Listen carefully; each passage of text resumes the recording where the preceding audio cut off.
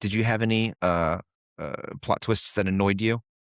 I'm really confused about these coffins that are or are not having people in them.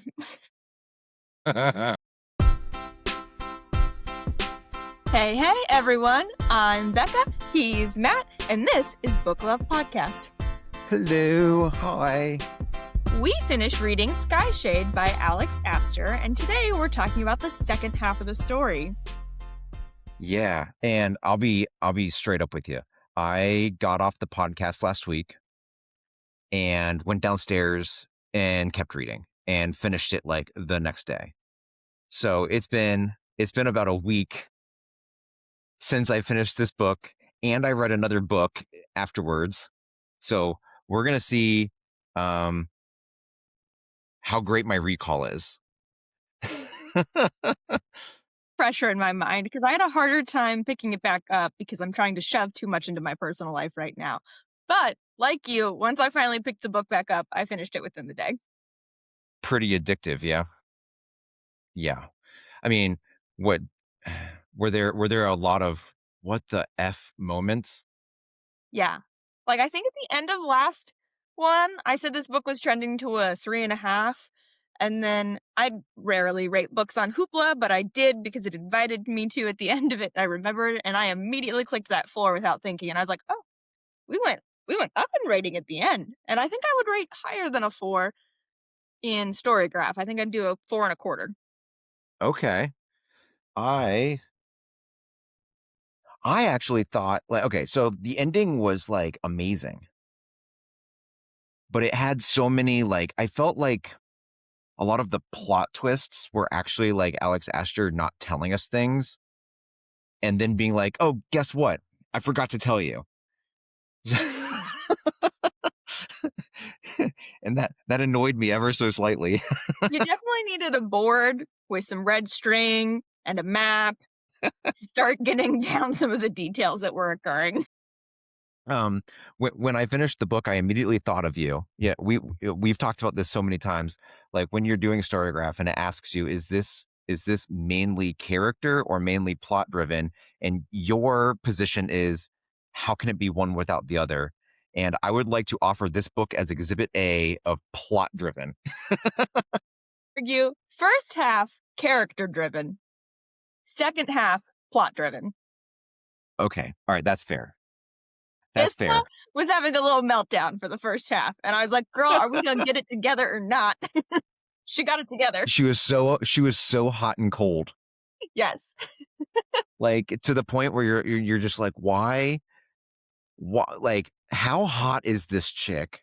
Because I have no idea why Oro or Grimm want to be with her. She's a mess. Right? And you're like, "Okay, I get it. You're like under 25 with very little life experience." But you were like kind of calm and collected in the first two books. Yeah, it's so all of these like chosen one females. They always grow up under this hardcore like training regimen. Almost, I'll just call it martial arts, right? Because it's the physicality, but it's also their mental and emotional state. Martial arts is supposed to teach you to like control your emotions and they start the story that way and then it devolves so fast and they just turn into these whiny people and like what happened to the 20 years of training? Well, they finally didn't have to follow it.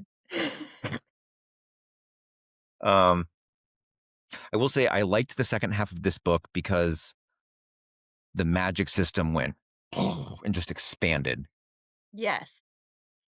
Even though it wasn't like hardcore explained, it's just sort of magic still just is magic, but like it's just more than I want to create this thing, so I created it. Now it's like big and with bones and blood and universes and just that was cool. Repercussions.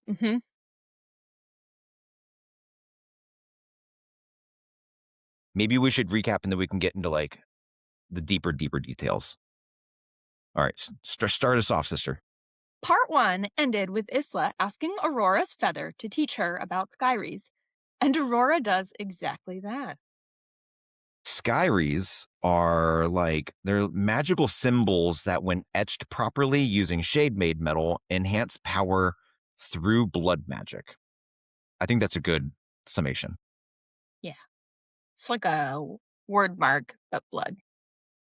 There you go. Yes.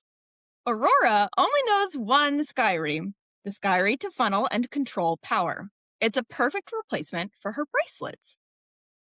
After practicing that Skyrie for days, Isla carves it into her arm because, of course, and then she hides it with some shadows. The process is extremely painful, but now Isla can channel power like a laser beam. Isla is immediately addicted to the power and wants more, but Aurora only knows where Isla can find more information. So, in the meantime, Isla finds Grimm in the garden and he's sad. He's remembering his tortured past and how wonderful Isla, capital W, capital I, changed it. So Isla decides then and there that she's done, hiding. If she wants to save Nightshade, Isla needs to work with Grimm, not against him. Yeah. One would think this would mean like magic lessons or political participation or something, but no. Nope, Isla has something else up her mind. That night, she puts on her wedding dress and tells Grimm she's ready to be his wife again, and asks Grimm to recreate their wedding night. A sexy, steamy montage ensues. One would think you'd be like, I think I want to be with you again. Can we go on a date? But nope, she just anyway. Isla then asks Grimm for a couple's retreat, to help rekindle the marriage because the sexy, steamy night wasn't enough. And Grimm, of course, obliges. He takes her to the abandoned Winter Palace, located in the northernmost part of Nightshade, where it perpetually snows. Uh, Grimm disguises them with his power, and then they go do like incognito couple things in the local village, like buying Grimm new clothes and eating candy. Later, they sit by the fire and talk about childhood, family, and books. Grimm tells her there's a library here with all of Nightshade's most ancient books. And Isla's like, dude, I know. But before visiting the library, Grimm shows Isla this like magic maze in his gardens. His ancestor Cronin's coffin is in its center, and no magic works within the maze. Grimm knows the way, and Isla memorizes it as they walk, just in case. Because, of course, why not? hmm Um, but in the library, they warm themselves by the fire and get some sexy naked time in before Grimm leaves her to peruse the library alone. And I don't know about the rest of you guys, but that's not usually how I personally enter libraries. Isla peruses the book before finding it. It is a cursed book all about Skyries. But lucky for Isla, she's immune to curses and begins to read. But the book is completely blank. But with each perusal, it reveals new information, always different and always incomplete. And the next day, Grimm announces he's going back to the main castle to take Wraith flying. So Isla uses the time to continue perusing her Skyries book, collecting portions of Skyries without having any idea what they do. But then she learns that bones are actually more powerful than blood, and the most powerful Skyries are made from them. Isla heads back into the maze to raid Cronin's coffin for a bone, but she's quickly attacked by an otherworld beast. She gets away and heads for the entrance when more of them appear. All she can do is run, but she's soon lost in the maze. Eventually, she is cornered by four beasts, so she does what any sane person would do, and she opens her Skyrie book. And lucky for her, a demon crawls out of it and destroys the beasts. Isla climbs on top of the hedges and sprints, calling her vigilantly Batman skills until she reaches the coffin at the center of the maze. Isla uses her blood to open the coffin only to discover that it's empty. The demon screeches in the distance, and Isla climbs the hedge again and runs as fast as her bleeding leg and twisting ankle will let her. She narrowly avoids the demon as Grimm saves her right as she blacks out. When she regains consciousness, Grimm has questions, naturally. Cronin's flair for portaling was in his bones, which created the portal after his death as his bones disintegrated, and the maze hid it from the world, effectively being the eye of the storm. Isla then decides to visit the augur because she's seeking the prophet's bone so she can make a tracking skyrie to find the lost pages of his journal, which detail how to open and close portals. In the end, she leaves with a tooth. Sure. At, s- at some point, another mass grave is desecrated, and this time robbed. Not a single bone is left. So Grimm portals Isla to the Nightshade version of Azkaban so she can interrogate Tara and Poppy. Using Oro's power and truth flare, she is able to discern that they are innocent and have been telling the truth about everything. So, who unalived her parents? For real, right? While practicing Skyries, Isla messes up and nearly unalives herself, remaining unconscious and alone for like 12 hours and having weird ass dreams like destroying a village. She wakes up devoid of power, exhausted, and covered in dirt. When she's finally able to, she portals back to Nightshade, and the castle is in an uproar because of a military base to the north that has been attacked. Both military personnel and civilians were unalived. Eyewitness accounts actually say that a wildling that looks exactly like Isla just like rose up out of the earth and unleashed never before seen power, destroying everyone and everything. Isla is immediately full of self-doubt and wonders if it's actually her. As she finishes creating the tracking skyrie on the prophet's tooth, an undead Nightshade army decides to attack the castle. Before she can fight or help, Isla is immediately swallowed by the ground and falls forever before landing in an underground tunnel right in front of a wildling woman who looks exactly like Isla. So Isla does what we all would, and she attacks her with a whole bunch of power and then her knives and then her fists, but like nothing harms this girl or even draws blood. It's Lark Crown, her ancestor. And Lark's goal is simple: to unalive every single nightshade and use their bodies to build a new world. Okay, exposition time.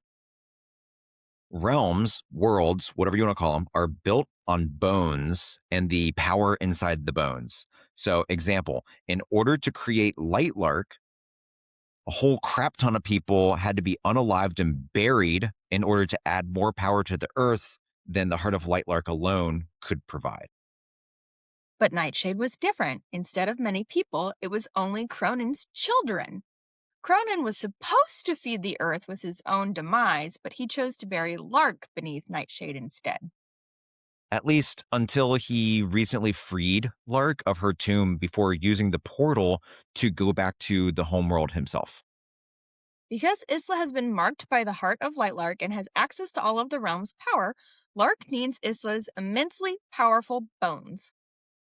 Freaked out, which we all would be, Isla escapes back to the surface and the castle right into the middle of the army attack. Isla flies above the battle and uses her skyries to target the bloodless army, destroying them wave by wave, but Nightshade is being overwhelmed and she only has so much power.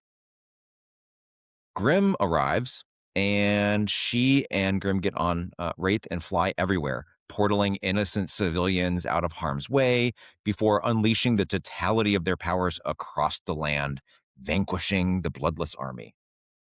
Isla returns to the castle to retrieve her star stick, but when she touches it, she's transported to the blacksmith, who is calling in his favor early.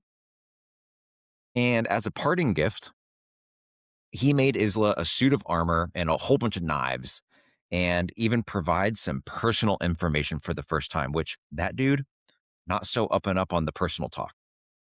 After a hot moment, he finally recalls that his name is Ferrar, Is that how you want to say that one?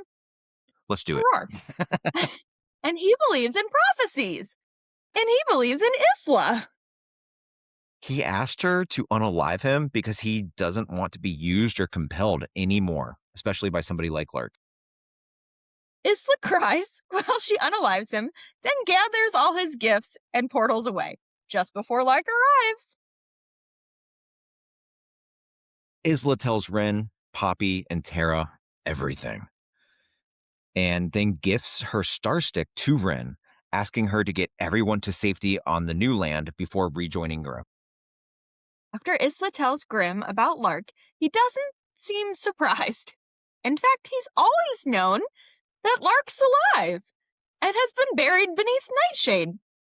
And also, Oro knew too. Isla feels betrayed, never for 1 second sensing the hypocrisy of her feelings. She tells him that Cronin is still alive too, which he did not know.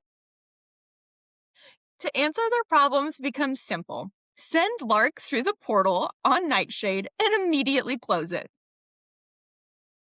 Isla uses Grimm's flare to portal herself to Lightlark in order to track down the Prophet's Journal, which tells you how to open and close portals.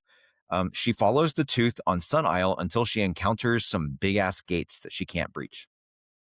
While attempting to knock them down with some logs, Oro angrily confronts her, but immediately knows that she's telling the truth about being innocent, about the danger from Lark, and, all those things like his flare helping him do so. So Oro helps Isla get past the gates and accompanies her through a desert so hot and brutal, most sunlings can't even survive. Isla and Oro survive both a sandstorm and their feelings before reaching the Sunling Tomb of Kings. Inside which they find Horus Ray's tomb, and he is Oro's ancestor and the third founder of Lightlark. And they also find the missing journal page, and Isla steals a bone from the coffin, because why not? They agree to rest and recoup their strength, but when Oro falls asleep, Isla steals the bone and races away, leaving him there. Oro catches up, and the two have a heated lover's spat that's cut very short when they notice an enormous bloodless army on the other side of the gates. Isla pulls on her necklace and summons Grimm, who immediately eliminates the army. Oro opens the gate and Isla proposes a truce between the three of them. So Grimm, Oro, and Isla meet with Inya and Calder, and Isla spins out her plan, eventually swaying everybody. Inya and Calder are to transfer everyone on Lightlark to the New Lands. Grimm and Zed, fresh from prison, are to track down and retrieve the Drex sword. And Oro and Isla are going to visit Remlar and research the vault. Along the way, a heartbroken and very confused Oro demands to understand why Isla left and never returned. And Isla ends up pouring out her heart and soul to him, confessing everything about the prophecy and her love for both Oro and. In the middle of this very lovely heart-to-heart, Ren sneaks up, but runs away when Isla spots her. Isla chases her all the way back to the mainland, where Ren turns and tries to unalive Isla. You see, Ren is a bloodless and furry puppet, which means Lark has Isla's star stick. Dun, dun, dun. After Oro unalives the unalived Ren, the 100-foot snake lady attacks them, who is also another one of Lark's bloodless inferi. Oro and Isla run towards the cliffs because the snake follows and lunges at them as they jump, and the snake ends up falling and being impaled by the rocks, while Oro just calmly flies them to the ground, where they are immediately surrounded by another bloodless army of sunlings. And Isla's power explodes. She turns the cliff into daggers and decimates the army, even boiling the ocean into steam. But in the process, Oro takes a dagger to the chest. Isla summons an unearthly amount of power and tries to heal Oro, but it's really just sort of a band-aid, and Oro fades again. Isla does what she knows to do. She tugs at her necklace and summons Grimm, who portals all of them to the castle, where there is somehow still some wildling elixir left. After Oro stabilizes, because that wildling elixir it just does, you know. Isla returns to Rimlar to collect the cursed dagger he's making her, and the two end up having a little AMA session. Question 1. If she had to choose to unalive Oro or Grimm, which should she choose? Rimlar doesn't hesitate for a second before he just says, Aura.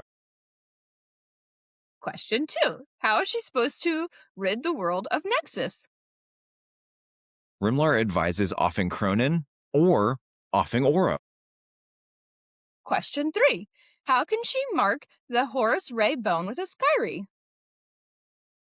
In true Alex Aster form, Rimlar tells Isla, but we don't know.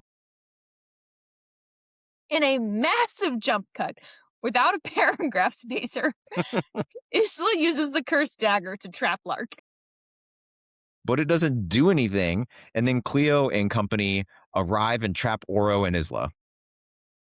The dagger didn't work because Lark unalived Remlar, negating the curse. Frustrated, Isla's power bursts forth and she portals her friends to different places, but Isla herself remains trapped. Isla regains consciousness deep underground, bound by chains and her old bracelets that Lark found that can hold her powerless until Lark is able to hunt down Oro and Grimm. After a week of confinement, Isla decides that enough is enough, and her brain just starts spewing epiphanies. That's what starvation will do. First epiphany, Isla's flair is not being immune to curses. Nope, Isla's real flair is that she feeds on death. She takes the powers and abilities of those that she unalives. The second epiphany, this means she unalived her parents and took their power, which is how she is immune to curses, because that was her father's flair. Third epiphany, she unalived the blacksmith, which means she can remove the bracelets herself, which she does. And Isla absolutely explodes with power, escaping her underground prison just like that. Isla immediately begins planning Lark's demise, plans which Alex Aster doesn't let us know anything about. Yep. Ever since understanding her true flair, a whole portion of knowledge and power has just awakened within her. Isla has leveled up. The day before they plan to off Lark, Isla porters herself and Lynx to Isla's for some exercise. Lynx immediately takes off sprinting until they arrive at a cottage, her parents' cottage. And inside is a letter to Isla from her daddy.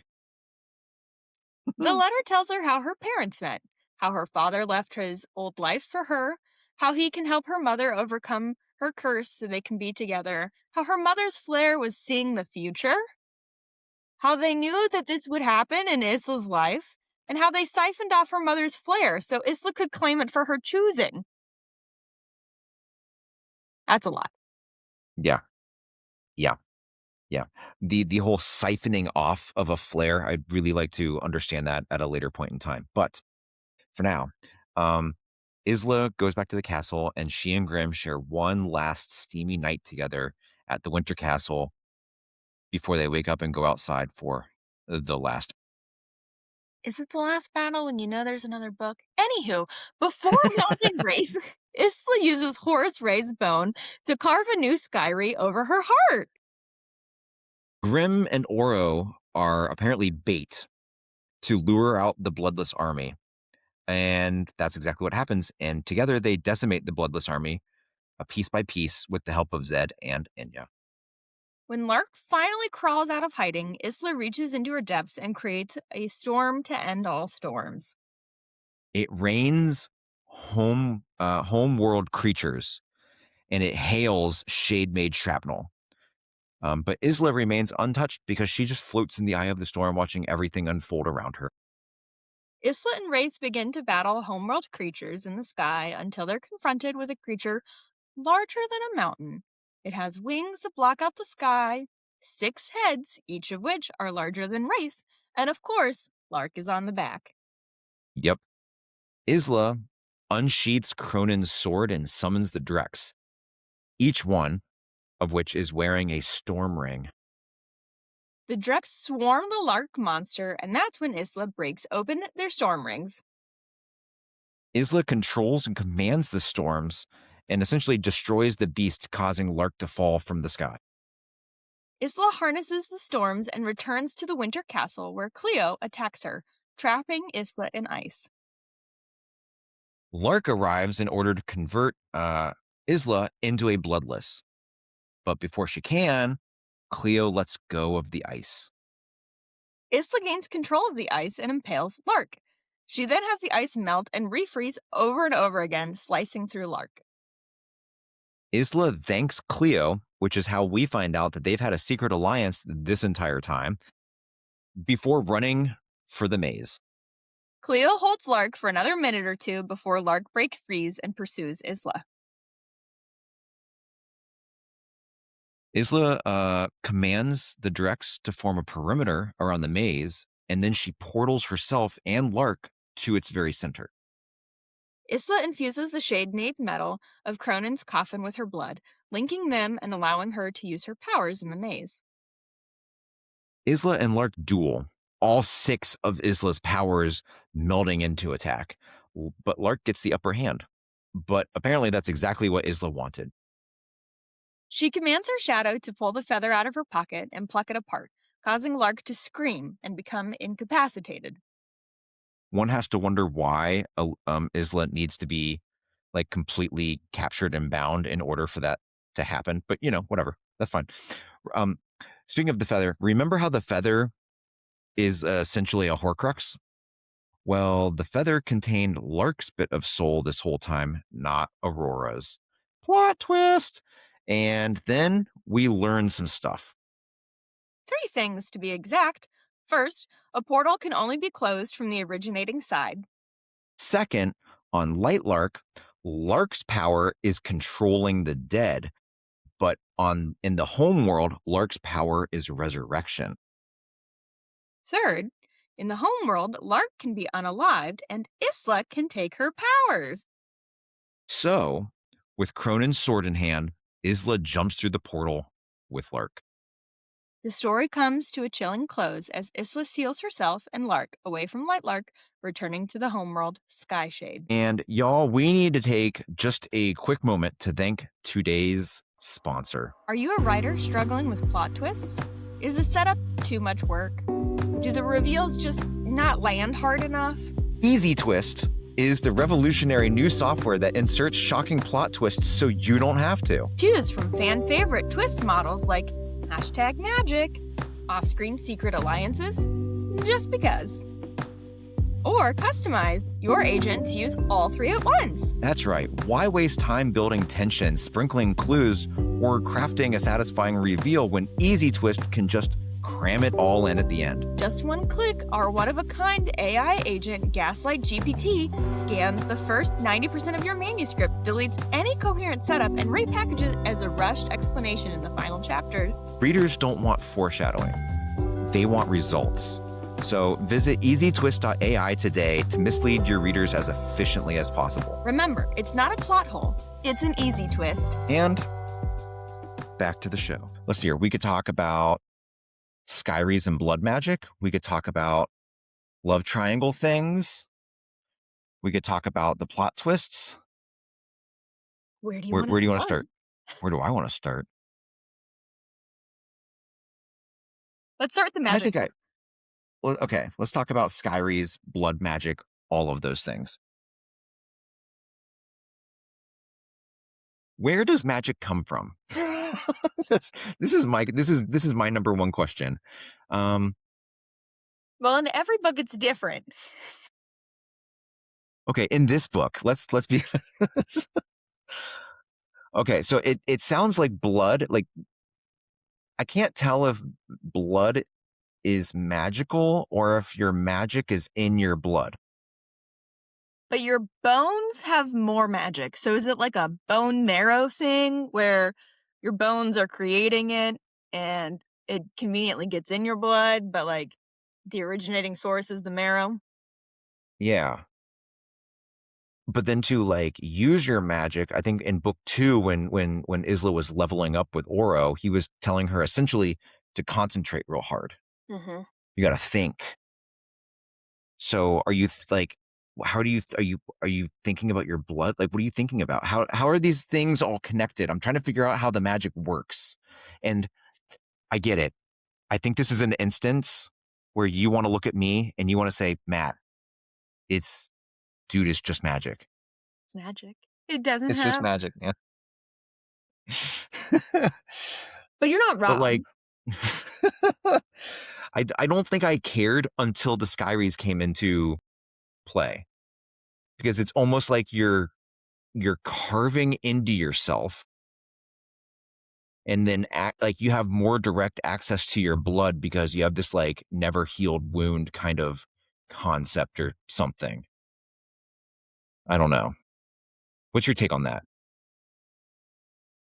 I mean, it's to me, the way it was presented makes me feel like it's two different systems of magic, although they clearly play along with each other I like that. because Keep no one knows keep how to going. do a Skyri, and it's not something you're supposed to be doing, and it's bad magic. Essentially, how it gets labeled. But I don't know. And then you have to concentrate really hard to be able to use your magic, but also you shouldn't be using your emotions, but they're incredibly powerful. And your blood like amplifies your emotions. I think that's kind of what book two told us. I mean, pathophysiology does tell us that that's accurate in humans. Yeah. Okay, but then okay, so bones have more magic than blood, and it doesn't seem to matter how long somebody has been dead and how dry their bones are. You just take their bone and sharpen an end and use it to carve into yourself, and it's magical. Right? And was it Horrocks that we happened upon that was still in his grave, and then as soon as we removed the bone, he disappeared? Or did I Yes, we yeah, removed that bone, and all of his bones turned to dust. Yeah. yes. So then you're like, "Okay, why was that one bone so important? And do they all need to be together?" Because he was I didn't get the vibe it was his bone because he was, like, holding on to a bone. So Yes. whose bone is that? Yes. Yes. Whose bone is it? And like, why is it so magical? I'm confused about the was it the it's like the shade made metal. Mhm. Okay, so now that we know everything, Do we? the shade made metal seems to be coming out of the portal during a storm. Like that's how you get the hail, right? Which means that it's metal that's essentially original to Skyshade, the other world. Okay, then we learned that your powers on Lightlark are different than your powers in Skyshade. But so I have two questions. First is what the F do you think the shade made metal does on Skyshade? Because it would be different than on Lightlark. But Mhm. then given that Isla and everybody has the same blood in both places, how does your magic suddenly change? Like, how does this magic system work? These are tough questions.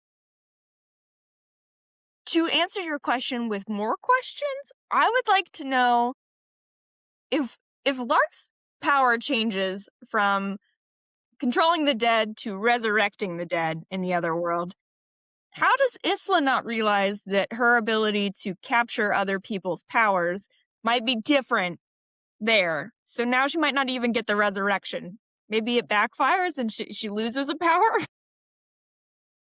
Well, that would be interesting. Actually, if we so it makes it seem like because of how Lark is, your powers are almost less potent on Lightlark because she can control the dead, she just can't give them life back. Yes. So does that mean that Isla's powers would be enhanced on Skyshade? Does that mean she And doesn't instead of have to? losing, she gains doubly. I don't. Or maybe she I doesn't don't have know. to kill to get it. Maybe she just has Oh, to maim to get it. that would be cool. Maybe just like drink a little bit of Lark's blood. Maybe. That's since there's so much blood magic. Also, why did we leave this world for Lark? What was wrong in the original home world that we decided to leave? To come to Lightlark. I think I left out a bunch of crap, but I think uh somebody spun a story. I think it might have been the blacksmith, but I think he said that there were actual like Lark like the Grimm, Oro, and Isla's ancestors who founded Lightlark were just mere peons in the other world, and there were these like overseeing godlike creatures that made life a living hell for everybody. I think that's accurate. That does sound right. Because they wanted to set Okay. up a different type of hell where they were in charge Hmm. and other Hmm, hmm. people were still not in charge. Yeah. They just wanted to recreate it, but they wanted to be the top dogs. Because hierarchy is all we know. Yes. Um, keep that thought in your mind. Don't let me forget that thought because I had ideas about all of that. But I wanted to talk about the last thing about the Skyries. Okay. In order for a Skyrie to function, it consumes part of your soul, which means that you like begin to waste away or whatever over time.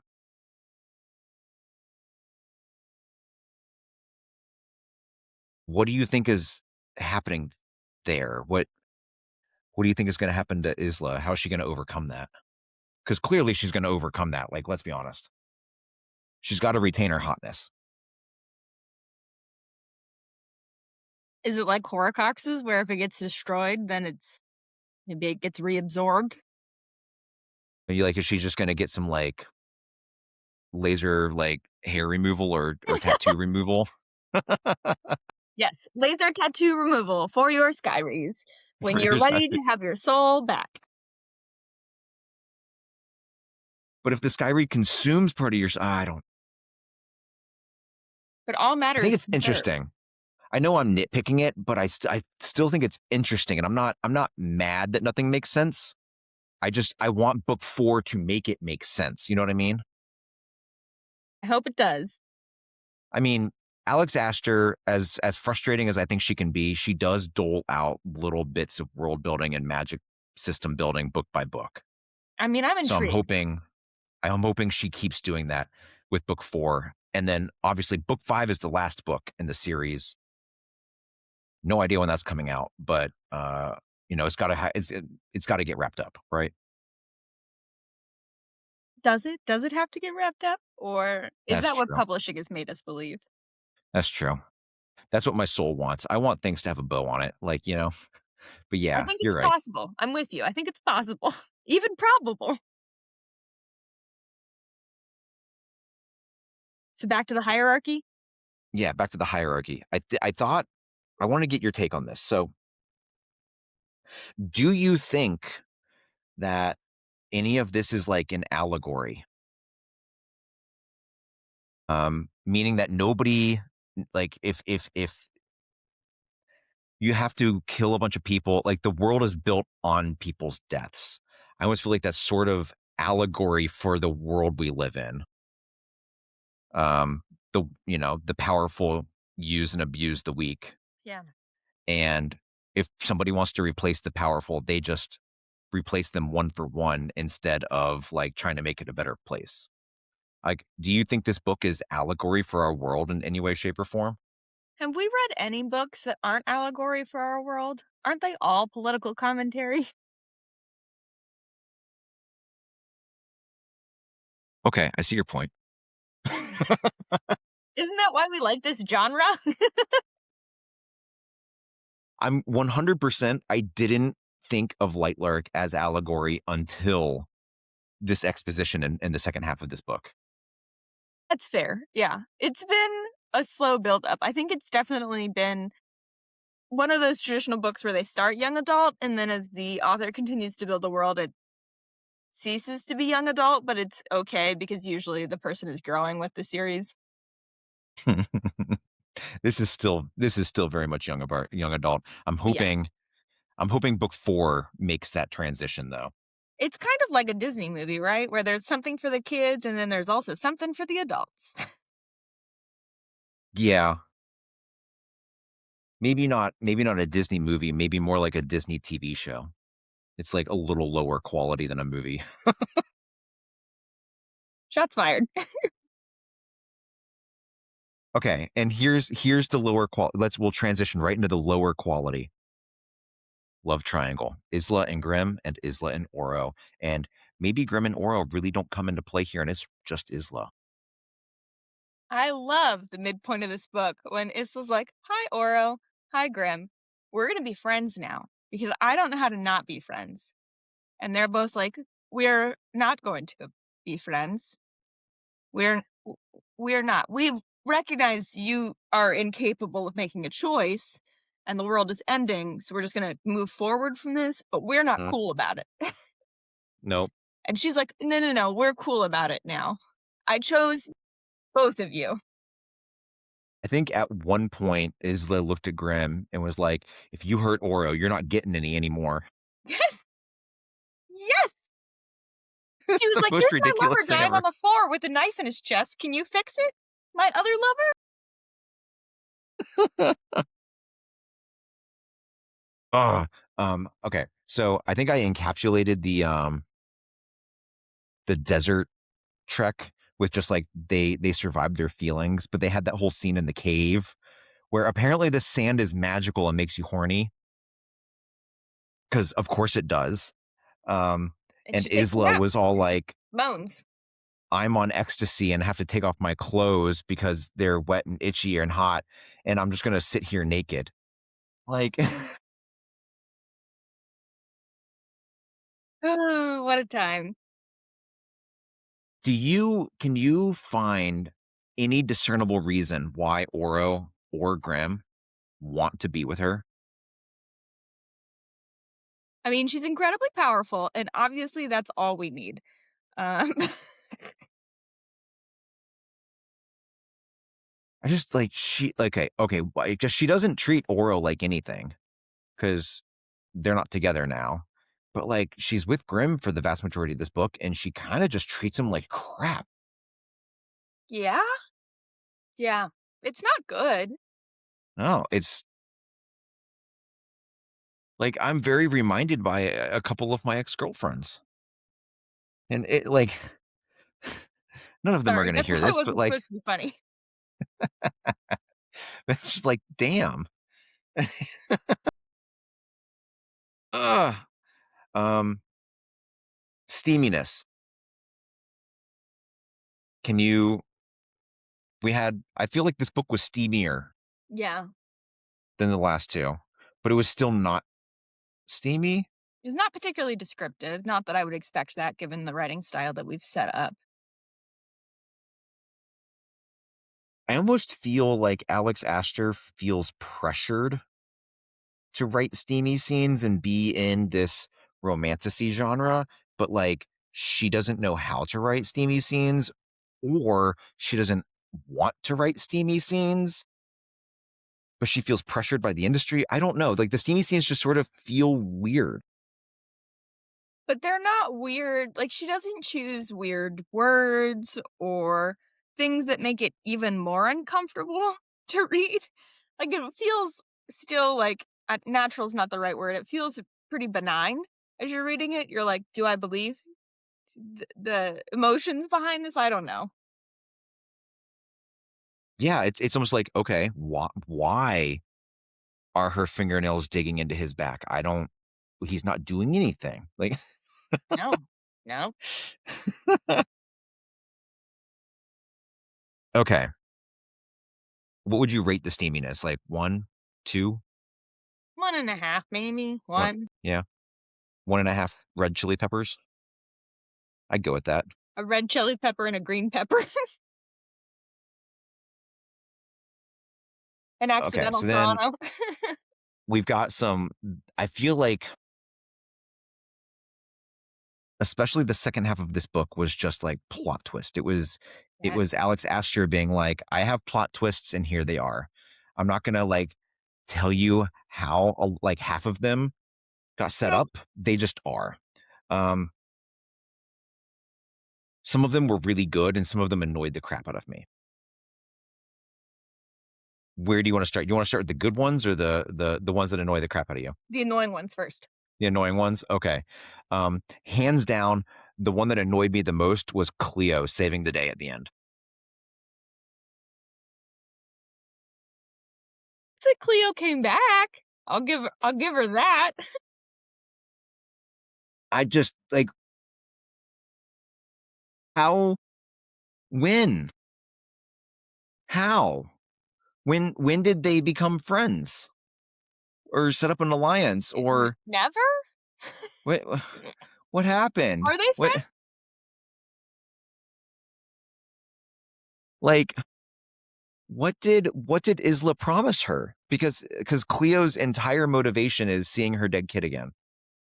So what did Isla promise her? Because Isla went through the portal and sealed the portal, which means now Cleo can't go through the portal to see her dead kid, and Isla isn't going to rip open the portal again because, well, then we're just back at square one. So like, Maybe Isla told Cleo that she would get to see her dead kid with Lark, but it would be an animated dead kid, and that would actually be more traumatizing. And Cleo went, "Oh yes." maybe, maybe. Okay, did you have any plot twists that annoyed you? I'm really confused about these coffins that are or are not having people in them. Whereas Cronin, he's still alive. His coffin's empty. So where is he? Where where's Lark been chilling this whole time? I get that she was underground. Underground where?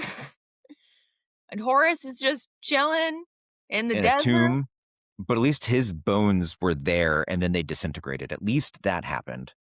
Yes. My question about Cronin is if he never died, why is there a coffin? Yes. I don't. I don't. Um, like is this some type of vampire thing? Like he got in his coffin like a vampire and went to sleep for a real long time, but then was like, that was a good nap. I think I'll do some shit now. what what Maybe. happened? And why oh why? So Cronin went back to Skyshade, but if he is one of the dudes that left Skyshade to create Lightlark because Skyshade was a piece of shit place to live, why did he go back? Well, that would explain why he didn't close the portal, because he was like, "Oh, I might be coming back, so let me just go see Skyshade for a hot minute, and I'll keep the Just door taking open." just taking a vacay, a little road trip, Yeah, yeah. little intergalactical road trip. Got real tired of just hanging out. Don't worry, I'll bring snacks. Like, Right. um, And he made it after nine he made it all off of his own kids? I, yeah. So like Grimm had the portaling flare, and then I guess he was like, "You are the only heir I need. I'll kill everybody else."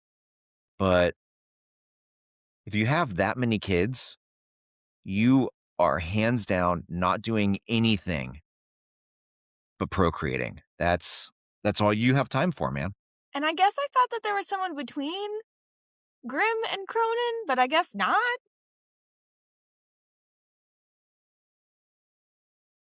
No, maybe there is. Maybe Cronin's kid was.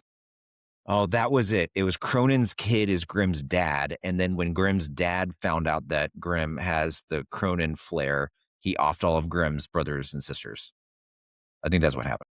Which do you need to keep offing people to feed the soil, to keep the thing going? Is this where we keep this Yes. tradition alive? Is this like sustainable farming or no? You know? I will say, okay, one thing I did like about Cronin's coffin, though, I did like how it was made out of shade made metal Yes. and how that linked back to the vault. Hmm. And you could change shade made metal to allow different abilities and stuff, almost like, material science engineering, Yes. like, alloys or whatever. I did think that was a very good plot twist. I thought that was very interesting and made sense. And I loved the cabin on Isla's island plot twist. Yes, I liked that. I did not like how they could just siphon off her mother's flare. I was like, That how makes does no sense. that work? That I also seems missed that convenient. entirely the whole time. I was like, how does she not see the future then? I had to reread it a couple of times because I started thinking that when she goes unconscious for 12 hours and has the dream, I started thinking she was seeing the future and she got her mom's flare. But then I reread it like later and I was like, okay, no, she's not seeing the future unless she got something similar from somebody else that she killed. Uh, This is one of those books where I kind of wish there was like a Spark Notes column that you could reference, like reading for dum dums of like, wait, whose point of view is it going right now? Is this a dream or not a dream? mhm. What did you okay, so Isla's flare, that's a plot twist that kind of relates to their parents' cabin and whatever. What a disturbing flare. I like the flare. I think it's interesting. It's fascinating. It explains so much about Isla. I don't like how she goes, "Oh, I know what my flare is, and now I just know how to inherently use every single aspect of it out of nowhere." That part I did not care for. There was no learning curve. No, no learning curve. I mean, listen, if there was never a learning curve, I'd be okay with it. But the fact that she spent the vast majority of book 2 in a Learning. learning curve, Maybe it's like college level now where she finally gets concepts without having to like, like relational learning. huh, yeah. I took a test once. I know all things about all tests now. Yes. Yes. Obviously. Okay, here's the big plot twist. Lark. First of all, she's alive. Second of all, she was the wildling traitor that we couldn't at all predict. The whole Aurora's feather thing was actually just Lark the entire time, which I have questions about how that works. So if Lark is actually alive, but the feather, like, was Lark controlling the feather the entire time, or was the soul and the feather separate? Sort of like how Voldemort was drinking unicorn's blood on the back of Quirrell's head, and then like the Tom Riddle diary does its whole own thing in book 2. I'm just like, anyways, what did you think about Lark? I think it's a lot to process. I really like that we're getting back more to the history and that we're calling back to all of this. But now I still want to know, well, where did Aurora go? Because she just fell off the side of a cliff, and now we know that people don't die in this. So clearly, Aurora's still chilling somewhere. Somewhere, somewhere, yeah. Do you think Aurora is going to come back? 100%. I can't Is she in 100% Skyshade? anything in this book because I've been wrong on so many twists and turns.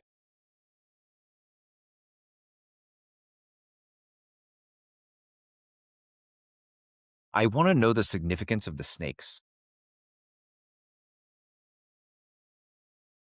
because there's a whole thing like if you want to find the traitor, you got to follow the snakes. Okay, but why are the snakes a Lark thing? I Right? got the impression they were just a wildling thing. Right? Like, all we know about Larg is that she's a wildling, and wildlings are called to nature and do all things dirt and animals and stuff. So, yes, why snakes and not spiders or jungle cats? And also, why can she not be killed? Unalived. Sorry. Yeah, none of Why that is why can making she not sense. be because the bloodless army, I understand it. They're just like inferi. They're bloodless. They're puppets. You can't kill something if it's already dead. I get that. But Lark is fully alive, allegedly. Well, and obviously all those pieces keep coming back. So why are we keeping to kill us army?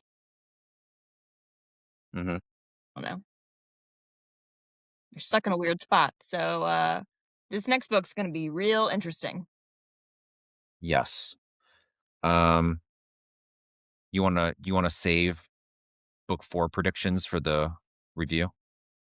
Yeah. Okay. Do we have anything else to talk? Do we need to talk about the augur? Do we need to talk about the blacksmith? Do we need to talk about trying to think of all of the things that freaking happened? I still have so many questions about the blacksmith. Why did we make this suit of armor? Where did the suit of armor go? Did she ever put it on? I can't really follow parts No. of that. She never put it on. Actually, there's a line somewhere where she before Lark captures her and puts her underground, she left it in the castle. So it's just still hanging out in the winter palace or whatever. Yeah, and if it's made specifically for her, does that mean it also works for Lark and that's potentially really, really bad? And then what happened to all the knives that he made for her? I don't are those the ones that she tossed in the desert? Right? But how many did she take with her and how many did she toss? We don't have a number of knives, And also, if you remember, Isla unalives the blacksmith, and then Lark shows up. So did Lark like reanimate the blacksmith? What happened there? right? And is Lark going to go after the augur? Yeah, like Or did she? I guess would be more appropriate. there's a lot of unanswered questions, which I Maybe. suppose is good for a sequel. I was going to say, maybe that's the point of Crown Tide. I maintain it's a really good book that's not a really good book. I think that's my position. I'm going to continue reading. Will I continue recommending? I don't know. But I am going to continue reading. And I suppose that's as good a place as any to just put a bookmark in it for now. Yeah. Sounds good. We'll be back with a full book review of Skyshade. Don't forget to leave us a comment, send us an email, whatever. Our contact info is down in the description below. Until next time. See you guys. Bye.